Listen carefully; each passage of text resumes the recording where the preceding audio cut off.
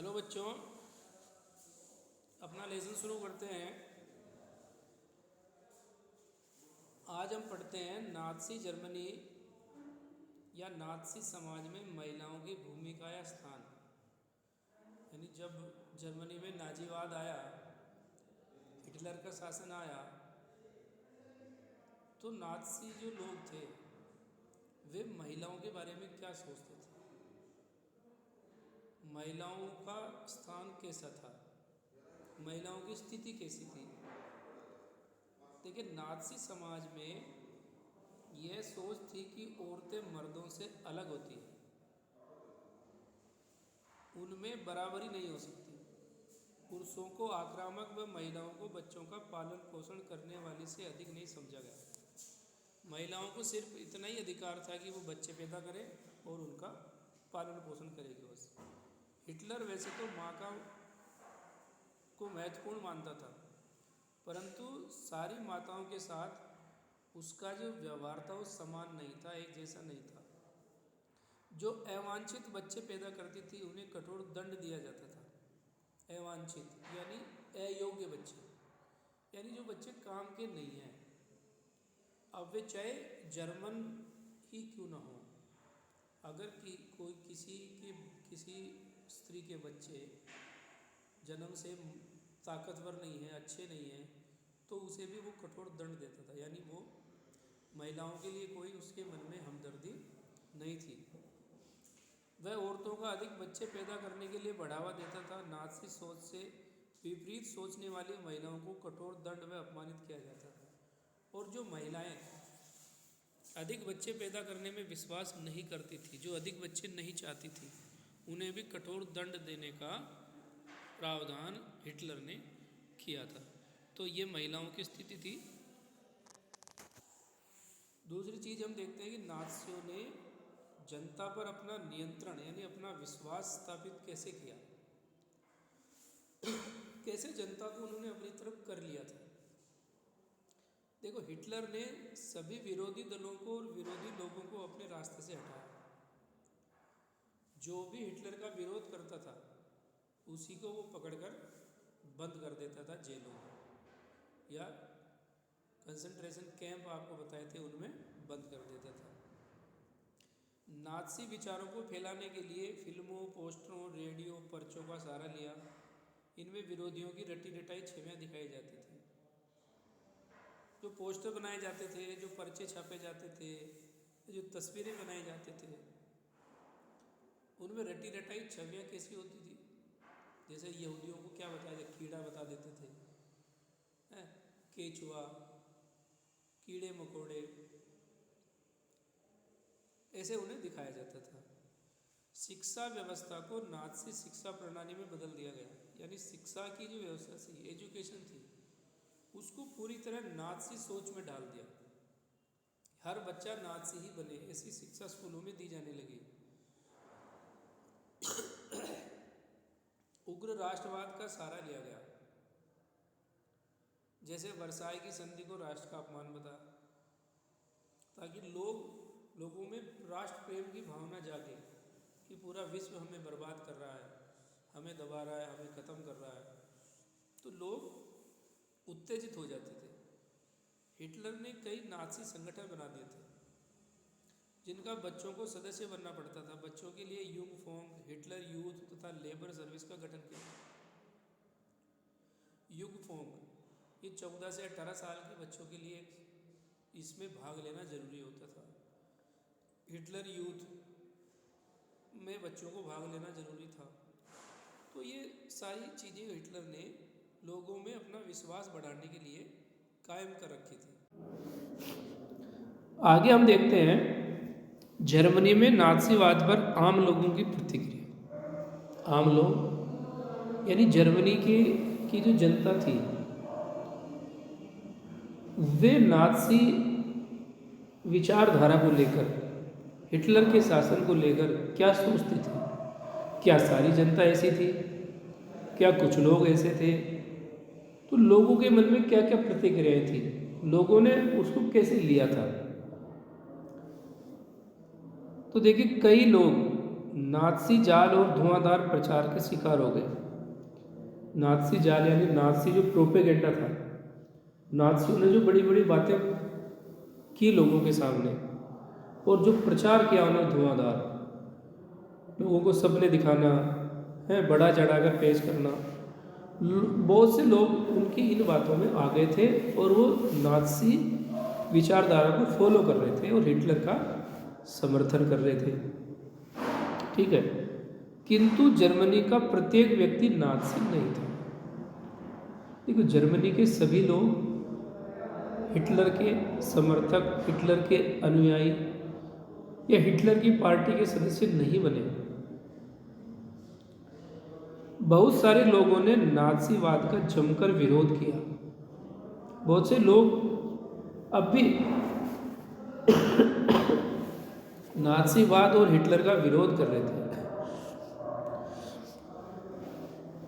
परंतु जर्मनी की आबादी का एक बहुत बड़ा भाग मूक दर्शक यानी बिल्कुल चुपचाप है, देखने वाले, जो कुछ हो रहा होने दो भाई, हमें क्या मतलब, उसको कहते हैं मूक दर्शक है, उदासीन बना हुआ था, जो कुछ हो रहा होने दो।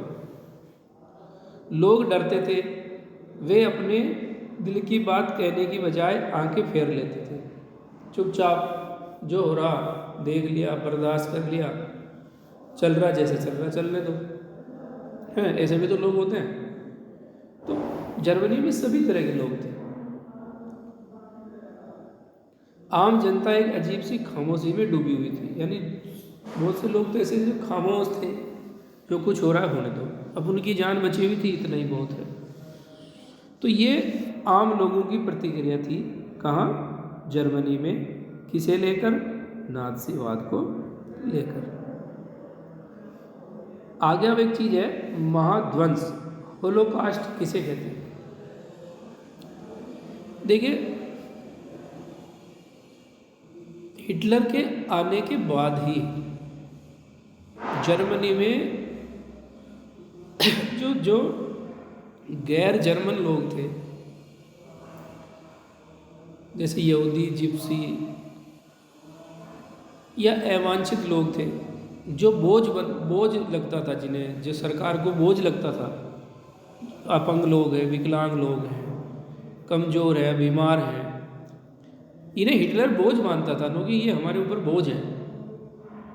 तो उसके आने के बाद ही जर्मनी में नरसंहार होना शुरू हो गया था, लोगों को मारना उसने शुरू कर दिया था, और वो चुपचाप विश्व को से इस बात को छिपाए लोगों को मार रहा था।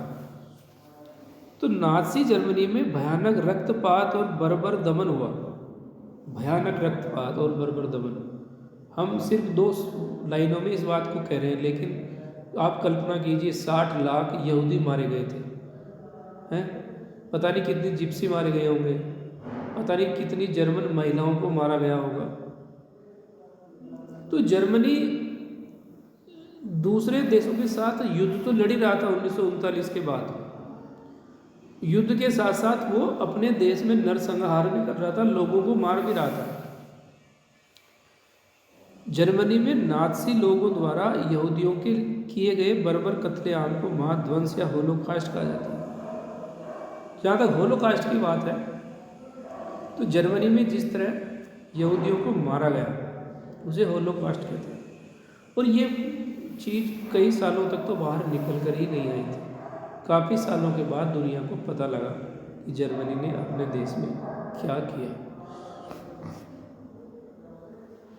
कुछ और चीज़ें, जैसे नार्डिक जर्मन आर्य क्या होते हैं।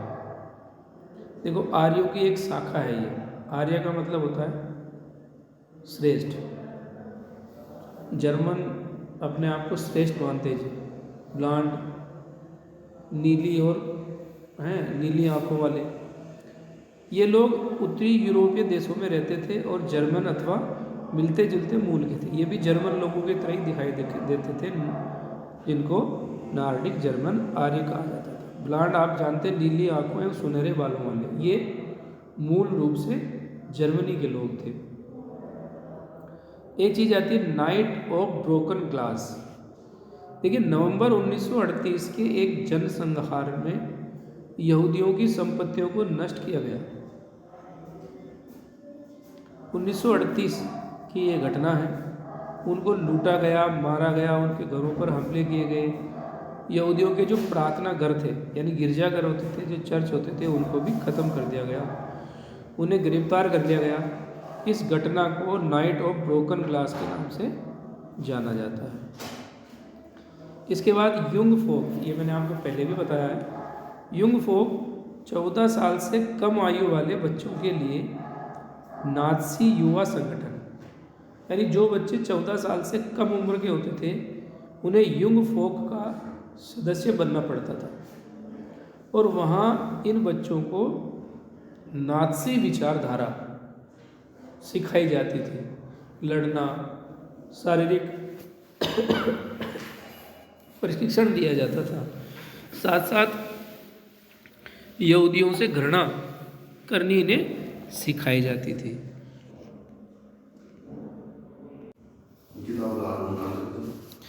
इसके अलावा बच्चों की कुछ महत्वपूर्ण तिथियां देखिए, ये आपको याद रखनी है। 1 अगस्त 1914 में प्रथम विश्व युद्ध शुरू हुआ था। 9 नवंबर 1918 जर्मनी ने घुटने टेक दिए, प्रथम विश्व युद्ध खत्म हो गया था। पता होगा उन्हें नवंबर के अपराधी कहा जाता था, वाइमर गणराज्य को, क्योंकि नवंबर में ही ये युद्ध खत्म हुआ था, नवंबर में ही संधि हुई थी।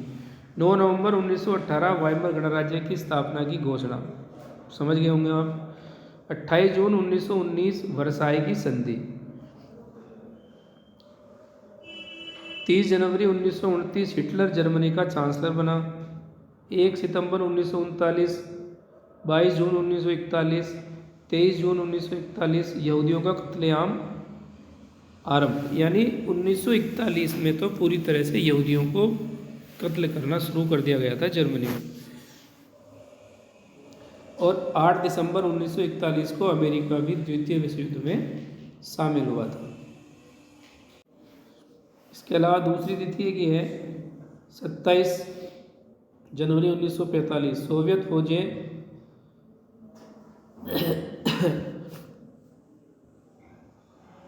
और 8 मई 1945 यूरोप में मित्र राष्ट्रों की विजय, यानी 8 मई 1945 को मित्र राष्ट्र जीत गए थे और द्वितीय विश्व युद्ध समाप्त हो गया था। आज इतना ही, ये लेसन भी आपका पूरा हो गया भाई। हिस्ट्री का 3rd लेसन, सारा काम कंप्लीट करें और इसे चेक करने के लिए भेजें।